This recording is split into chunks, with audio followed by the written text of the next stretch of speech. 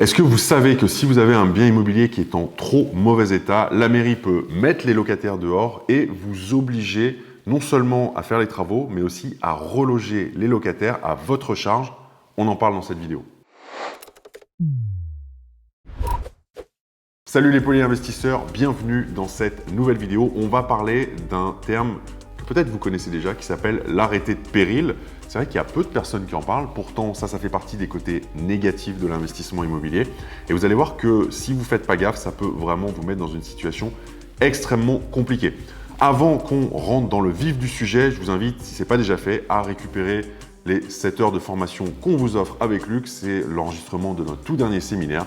Vous cliquez ici ou alors dans le lien qui est sous la vidéo pour le récupérer. C'est cadeau. Alors qu'est-ce que c'est concrètement que l'arrêté de péril? Eh bien, si vous avez un immeuble ou un logement qui représente un danger, que ce soit pour les occupants de l'immeuble ou pour le voisinage, eh bien la mairie est en capacité d'engager ce qu'on appelle une procédure de péril. Et selon l'urgence de la situation, eh bien il y a différentes mesures qui peuvent être prises, notamment l'évacuation des habitants, voire la démolition du bien immobilier. Donc un arrêté de péril concrètement, c'est un acte administratif qui est pris par la mairie lorsque l'immeuble présente un danger en raison de son état. Et l'objectif, il est clair, eh bien, c'est de protéger les occupants, les voisins ou les passants d'un éventuel effondrement. Vous pouvez vous rapporter à ce qui s'est passé à Lille en novembre 2022 avec cet immeuble qui s'est effondré. Il y a grosso modo 3 choses qui vont être regardées et qui peuvent permettre de définir l'état de péril. Tout d'abord, ce sont les murs. C'est-à-dire que si la solidité du bâtiment, des murs, eh bien, n'offre pas des garanties de solidité qui sont suffisamment importantes pour maintenir la sécurité des occupants ou des passants, et des tiers, donc les voisins, les gens qui passent dans la rue, les occupants, eh bien la mairie peut prononcer l'état de péril. Deuxième cas de figure, c'est si les équipements communs de l'immeuble eh bien, présentent un danger, tout simplement. D'ailleurs, par exemple, si c'est défectueux ou mal entretenu, je vous prends un cas de figure au hasard, vous avez une grosse chaudière collective qui n'est pas du tout entretenue, qui menace d'exploser, par exemple, eh bien, dans ce cas-là, par exemple, la mairie peut aussi prononcer le péril. Et enfin, troisième situation possible, vous avez des matières dangereuses, alors ça c'est un peu plus rare mais ça peut arriver, qui sont entreposées de façon pas très légale, en infraction avec la loi, soit dans l'immeuble, soit dans les bâtiments qui sont attenants. Et donc vous vous en doutez, eh bien, ces matières présentent un risque d'explosion ou en tout cas d'atteinte à la santé des personnes. Là aussi, eh bien, le péril peut être prononcé. Alors comment ça se passe concrètement? Comment est-ce qu'on signale qu'un bien est potentiellement en péril? Eh bien en fait, il faut savoir que toute personne peut signaler une situation de péril auprès du maire.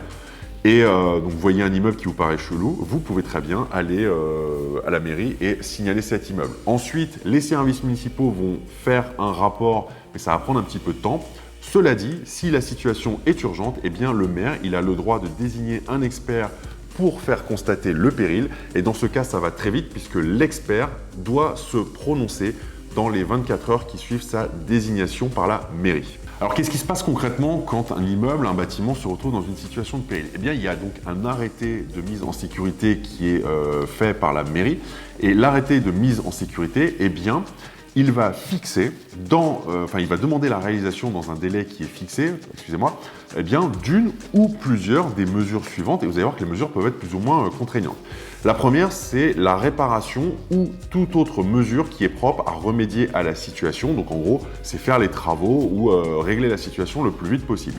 Si ce n'est pas possible, ça peut être tout simplement la démolition de tout ou partie de l'immeuble ou de l'installation. Donc ça, c'est un peu plus embêtant. Ça va être la cessation de la mise à disposition du local ou de l'installation à des fins d'habitation. Donc concrètement, vous ne pouvez plus l'utiliser.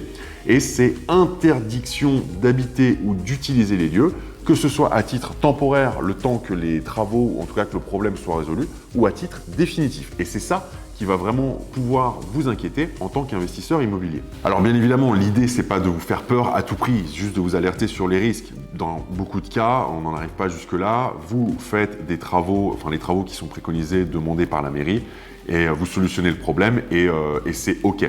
Et une fois que les travaux sont faits, qu'est-ce qui se passe en fait? Eh bien, la mairie, elle va faire constater la réalisation des mesures ou des travaux qu'elle avait ordonnés.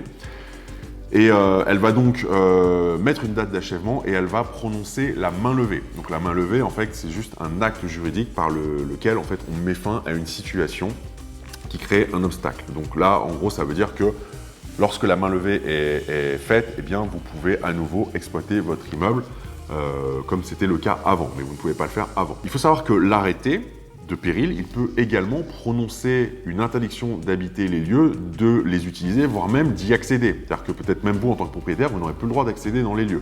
Donc ça, c'est dans le cas de figure où ça se passe bien, vous faites les travaux. Maintenant, imaginez que vous décidez de ne pas faire les travaux, ou alors vous ne les faites pas dans les temps, ou vous n'avez pas les moyens de les faire. Et c'est là où il faut vraiment être très vigilant parce que ça peut coûter cher, ça peut être extrêmement contraignant.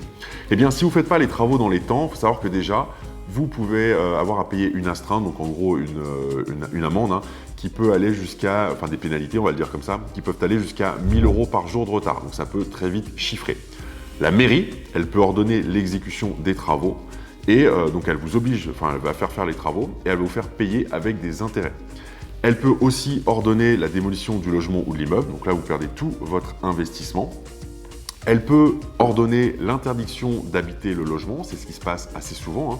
Donc les locataires ne peuvent plus habiter dans le logement et ça peut vraiment vous causer un souci. Et donc dans cette interdiction d'habiter le logement, eh bien il va y avoir plusieurs sous-niveaux et c'est vraiment le truc qui peut faire mal.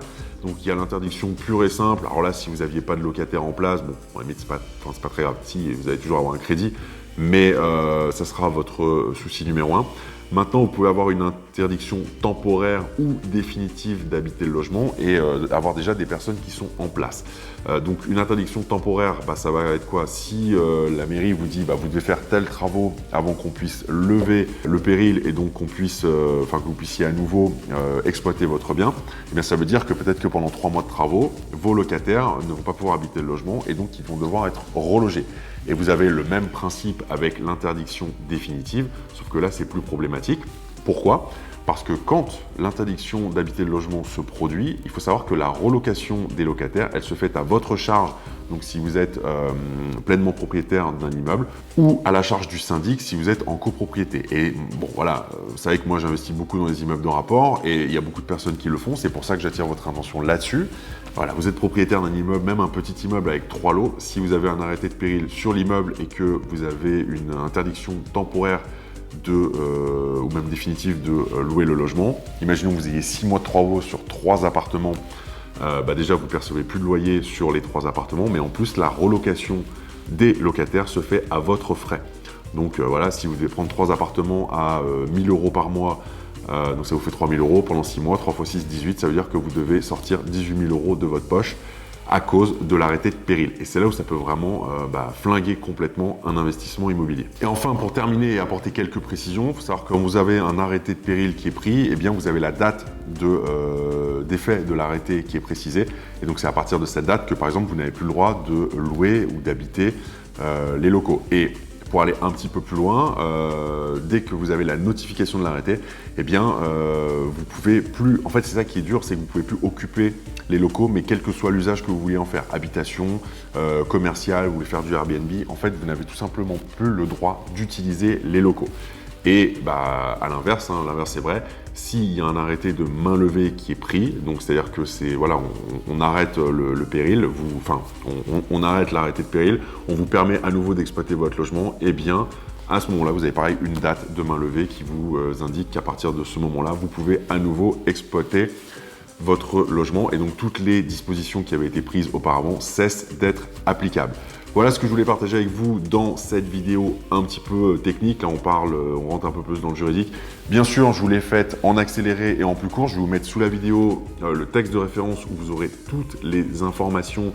Si c'est un sujet qui vous intéresse, c'est pas le sujet le plus fun de l'investissement immobilier, mais c'est important d'en parler parce que ça fait malheureusement partie des situations désagréables, des risques que vous pouvez rencontrer en tant qu'investisseur immobilier. Ce que vous pouvez faire maintenant, et ce qui m'intéresse beaucoup, c'est que vous me disiez dans les commentaires sous la vidéo si malheureusement ça vous est déjà arrivé à vous ou à quelqu'un de votre entourage, ou si vous aviez connaissance de cette notion d'arrêté de péril.